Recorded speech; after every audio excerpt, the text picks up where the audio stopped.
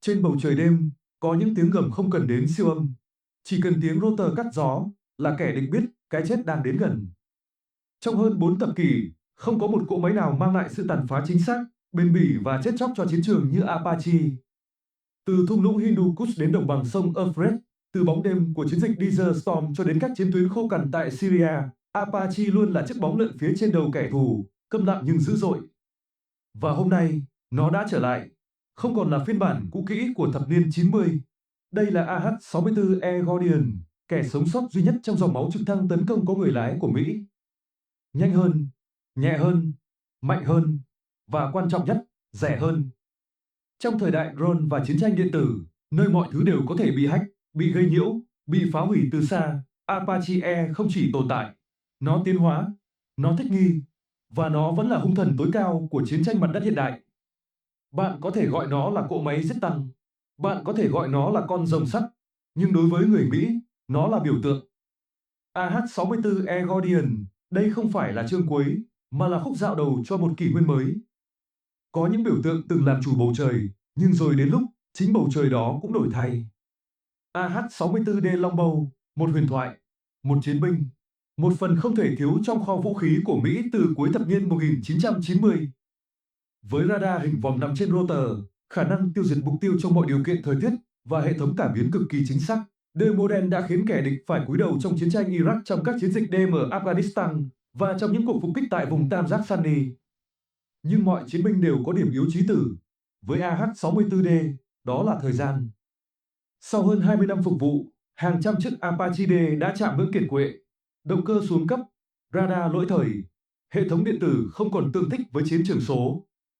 Chi phí bay mỗi giờ vượt quá 10.000 đô la, khả năng bảo trì ngày càng khó khăn, tỷ lệ sẵn sàng chiến đấu xuống dưới mức 60%.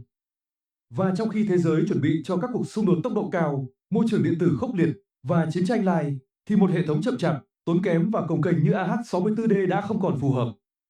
Quyết định được đưa ra, AH-64D sẽ rút khỏi tuyến đầu. Không phải vì nó yếu, mà vì thời đại đã thay đổi. Khi quân đội Mỹ nói lời chia tay với Longbow, họ không bỏ lại khái niệm Apache. Họ nâng nó lên một đẳng cấp mới. AH-64E, Guardian, không còn là biến thể nâng cấp, mà là kẻ kế vị đúng nghĩa. Trái tim của Guardian là cặp động cơ General Electric T700G701D, mạnh hơn, bền hơn, được thiết kế riêng để hoạt động trong môi trường nóng và cao, nơi nhiều trực thăng khác gục ngã vì thiếu khí và công suất. Với khung máy nhẹ hơn, rotor cánh chính sử dụng vật liệu composite tiên tiến, AH-64E đạt tốc độ lên đến 303 km/h, nhanh hơn 37 km/h so với người tiền nhiệm. Nhưng tốc độ không phải là tất cả. AH-64E mang trong mình một hệ thống điện tử hoàn toàn mới, có khả năng tích hợp các công nghệ tương lai. Từ radar thế hệ mới, hệ thống liên kết dữ liệu Link 16, cho đến cấu trúc phần mềm cho phép cập nhật nhanh như smartphone.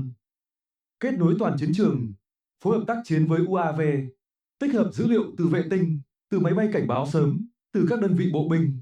Tất cả hiển thị ngay trong buồng lái của phi công. Đây không chỉ là một trực thăng, mà là một trung tâm chiến thuật bay. Trong thời đại mà các cuộc chiến chỉ diễn ra trong vài phút, khả năng cảm nhận, quyết định và hành động nhanh hơn đối phương là yếu tố sống còn. Và chính tại điểm đó, AH-64E đã vượt lên trên mọi đối thủ. AH-64E không chỉ là nâng cấp, mà là đột phá. Một chiếc Apache cổ điển có thể săn mục tiêu trong bán kính 8 km, nhưng một chiếc AH-64E được kết nối MUM-T có thể nhìn thấy mục tiêu trước cả khi cất cánh. Đây là chiến tranh mạng, nơi thông tin là vũ khí.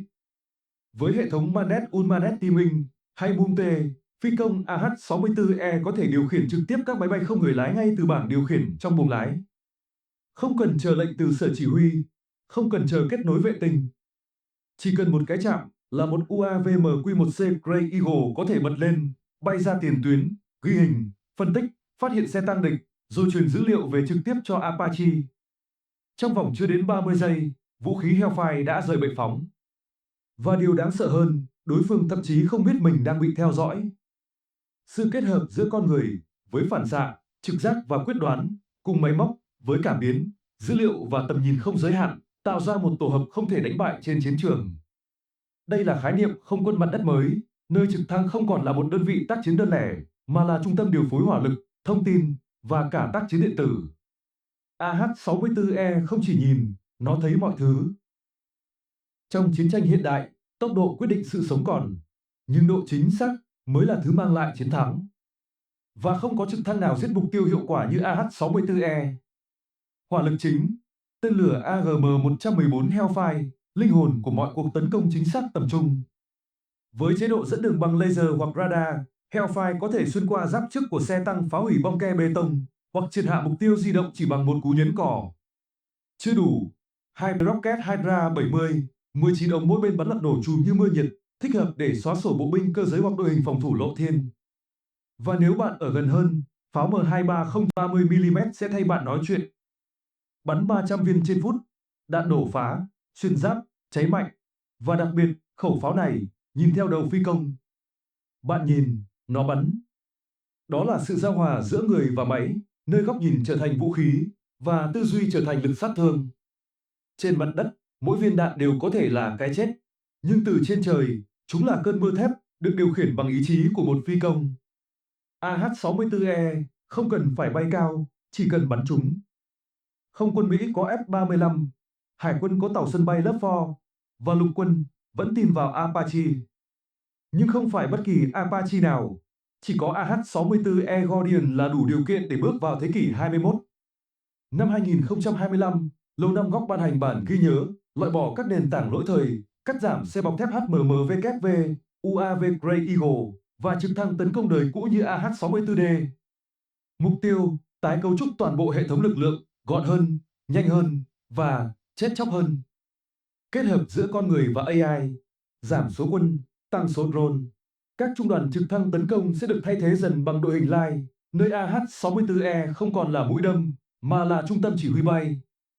Guardian trở thành máy chủ chiến trường kết nối vệ tinh, điều phối drone tấn công, tiếp nhận tín hiệu từ bộ binh, truyền dữ liệu sang pháo binh mặt đất và kích hoạt phản ứng ngay trong vài giây.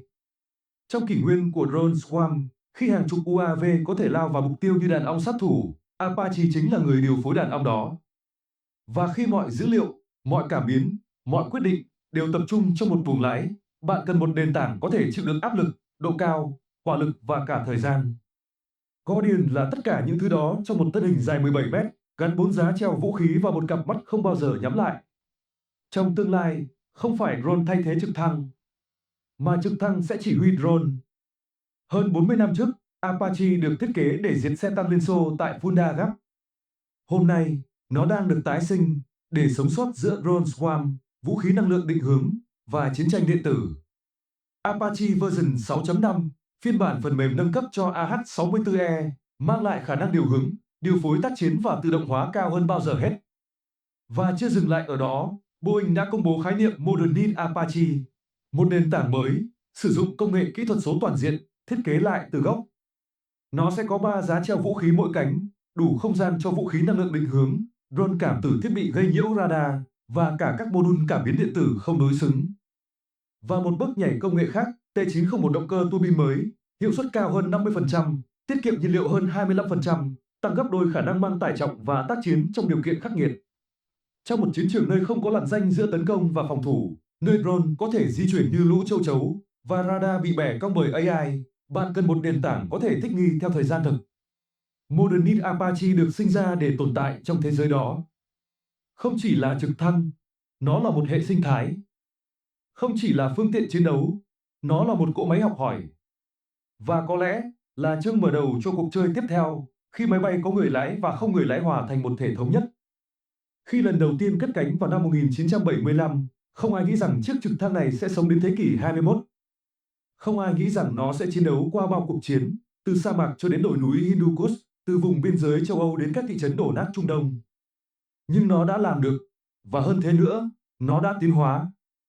AH-64 Apache không chỉ là một nền tảng vũ khí, nó là biểu tượng của chiến tranh hiện đại, là tiếng gầm vang vọng trên bầu trời, mỗi lần xuất hiện là một lần thay đổi cục diện. Bạn có thể hiện đại hóa pháo binh, bạn có thể phát triển UAV cảm tử, bạn có thể phóng vệ tinh laser ngoài không gian. Nhưng khi bạn cần một thứ gì đó có thể bay thấp, bám địa hình, giữ mục tiêu trong tầm ngắm và tung ra đòn kết liễu ở tầm gần, bạn vẫn cần Apache. Và khi bạn cần một biểu tượng để khích lệ tinh thần, nâng cao sĩ khí và khiến kẻ thù biết sợ ngay cả khi chưa khai hỏa, thì không một cỗ máy nào làm tốt hơn Guardian. Đây không phải là hồi kết, đây là khởi đầu cho một chương mới. Vì huyền thoại không bao giờ lỗi thời. Bạn đang xem Mintech Flix, nơi chúng tôi kể cho bạn câu chuyện của công nghệ quân sự thông qua lịch sử. Cảm ơn bạn đã xem hết video và xin hẹn gặp lại ở video tiếp theo.